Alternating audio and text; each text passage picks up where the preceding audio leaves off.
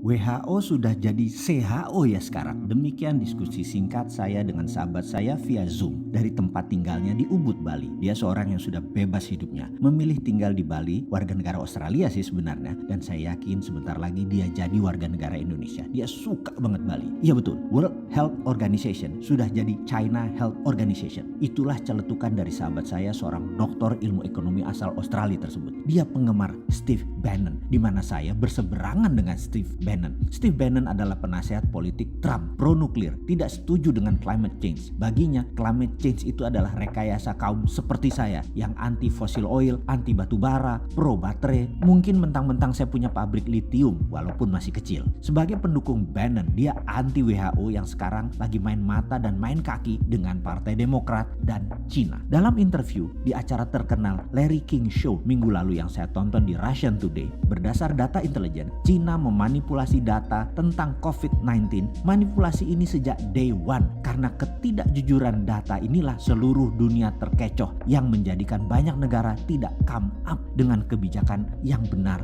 dalam menangani corona. Cina di bulan Januari dengan bos WHO melakukan false information ke seluruh dunia dengan mengatakan virus corona menyebar hanya dari animal to human, tidak bisa human ke human. Virus dikatakan hanya bisa menyebar dari binatang ke manusia, tidak bisa dari manusia ke manusia. Inilah yang membuat banyak negara jadi tidak aware mematikannya dan kecepatan penyebarannya virus corona ini. Saat ini komunitas dunia marah dengan Cina dan mungkin akan melakukan tuntutan internasional serta sanksi bagi Cina. Cina bermain dengan siapa? Dengan bos WHO, Dr. Tedros Ghebreyesus, yang menutupi fakta sebenarnya akan fatalitas corona tahap awal ini. Dikatakan bahwa tidak terlalu mematikan corona itu. Fakta berikutnya, di bulan Januari sebelum lockdown, Cina membeli 250 juta APD, alat pelindung diri, di seluruh dunia sebagai tindakan balasan atas tindakan Amerika tersebut. Bos WHO bocorkan ke Cina sehingga Cina bisa pukul balik dengan mengunci peralatan medis yang di kemudian hari, yaitu sekarang Cina buat uang besar sekaligus membalas. 250 juta APD itu adalah separuh kebutuhan APD dunia saat ini, termasuk APD dari Indonesia dibeli Cina kala itu. Ternyata begitu dunia kena, dunia tersadar karena dikatakan tidak mematikan, ternyata mematikan,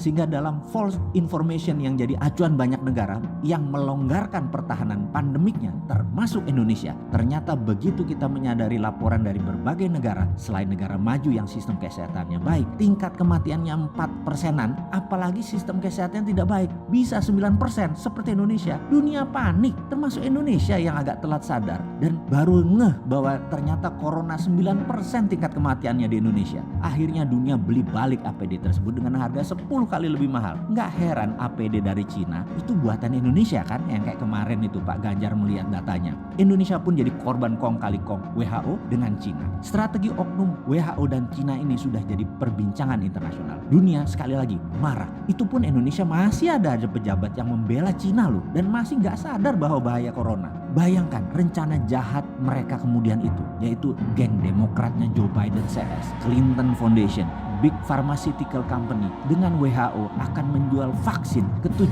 miliar manusia dengan cepatnya terpapar kalau dunia melonggarkan pandemi. Ini big business dan ini menjadi senjata untuk menjatuhkan Trump. Ini membuat Trump marah luar biasa karena kecele dimainkan di dalam dan di luar negeri. Dia tuntut WHO, dia hentikan sumbangan Amerika ke WHO dan bahkan akan keluar dari WHO. Rencana besar akan memvaksin 7 miliar manusia di dunia ini menjadi serangan terbuka oleh Trump. Pasti dia gagalkan rencana koalisi besar Cina, Partai Demokrat, dan WHO ini. Jujur bagi saya ini bedil sudah dikokang semua. Ini bisa military war. Mengingat sejarah sebentar ya, kita tahu zamannya Obama Cina itu mitra strategis, baru zamannya Trump diperangi Cina itu. Ini info agar semua sahabat paham betapa cairnya dan dinamisnya geopolitik dunia itu. Apa yang dilakukan Trump? Trump tekan India untuk memberikan obat ke Amerika segera. India memproduksi obat corona dipaksa diberikan ke Amerika saat ini juga. Ingat, saya pernah katakan jauh-jauh hari setelah Cina, Amerika melirik India. Tadinya Indonesia ya, karena Indonesia nggak paham, jadi melirik India. Amerika bangun India persis seperti dukungan Amerika di tahun 2000-an, di mana 30% pabrik Amerika dipindahkan ke Cina. Sekali lagi saya ingatkan, obat vaksin corona India nanti rajanya. Sahabat, data ini valid dan ada di mana-mana. Terbuka kok data ini, cek aja. Steve Bannon yang terang-terangan membuka aib WHO ini. Ceklah marahnya Trump dengan dunia farmasi Amerika yang ternyata main dua kaki dukung dan angkat Trump di awal lalu dibanting kemudian mereka pindah ke Partai Demokrat. Anthony Fauci, Director of National Institute of Allergy and Infection Disease, sebagai orang Trump di dalam penyelesaian Coronavirus Task Force, adalah orang yang bermain di 6 presiden Amerika, adalah juga orang di balik SARS dan AIDS dengan ciptaannya di Perancis. Ini salah satu yang memulai skenario biological warfare ini sejak awal dari pihak Amerika. Sekarang di COVID-19